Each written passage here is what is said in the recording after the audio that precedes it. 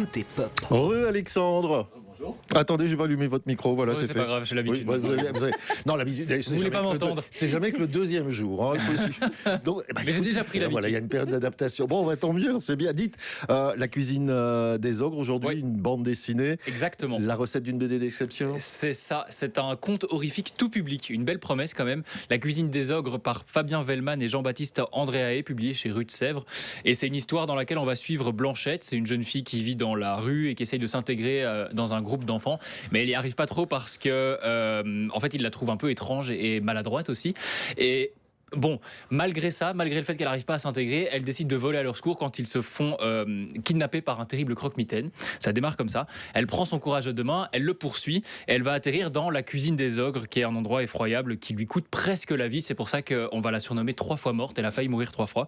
Et son but va être de s'échapper de cette cuisine et de sauver ses amis aussi. Bon, ça a l'air plus fantastique qu'horrifique au final. Oui, il y a un petit peu les deux. On va retrouver quand même ce côté horreur, il faut le dire très rapidement et entre guillemets, dans les dessins qui sont parfois un petit peu sombres et légèrement subjectifs, mais c'est jamais gore. Donc on peut totalement mettre cette BD dans les mains d'un enfant. Moi j'ai écrit 10-12 ans, peut-être plutôt 12 que 10, mais vraiment c'est tout public.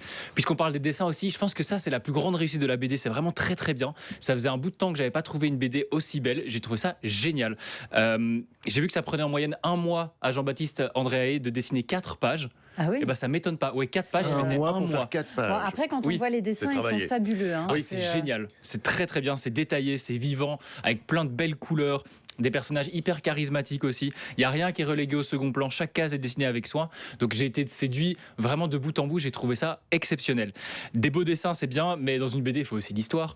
Et de ce côté-là, on est gâté aussi. Le parcours de Blanchette, il est hyper intéressant. Il y a plein d'aventures, il y a plein d'obstacles. C'est un personnage qu'on aime suivre aussi parce qu'elle est courageuse, elle est maligne, elle est attachante et qu'elle se dévoile aussi au fur et à mesure du récit avec une révélation à la fin qui prend quand même un petit peu aux tripes.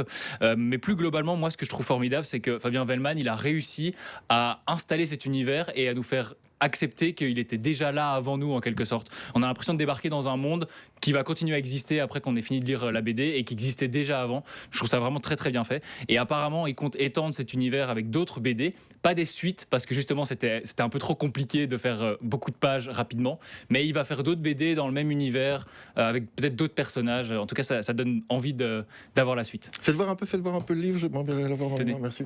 En tout cas, vous avez l'air d'être supra-emballé par cette BD. Ouais. Hein. Bah, quand c'est bien, il faut le dire. Ouais. J'ai adhéré du début à la fin. C'est une œuvre qui a une âme, qui a été faite avec passion et ça se ressent. Ça s'appelle La cuisine des ogres de Fabien Vellman avec Jean-Baptiste Andréaé. C'est publié chez Rue de Sèvres. C'est une 20aine d'euros en librairie et c'est pour vous si vous aimez le fantastique, l'aventure, les beaux dessins. Mais est-ce que Oui. ça se lit facilement? Parce que j'ai l'impression Ah oui. que c'est écrit en tout petit. Non, Non, c'est une bah, idée, c'est c'est une Non, juste ça, une idée c'est que je ça, me c'est fais. notre Oui. âge. C'est votre vue, Ça, c'est ma vue qui baisse. Ouais, c'est ça. C'est ça.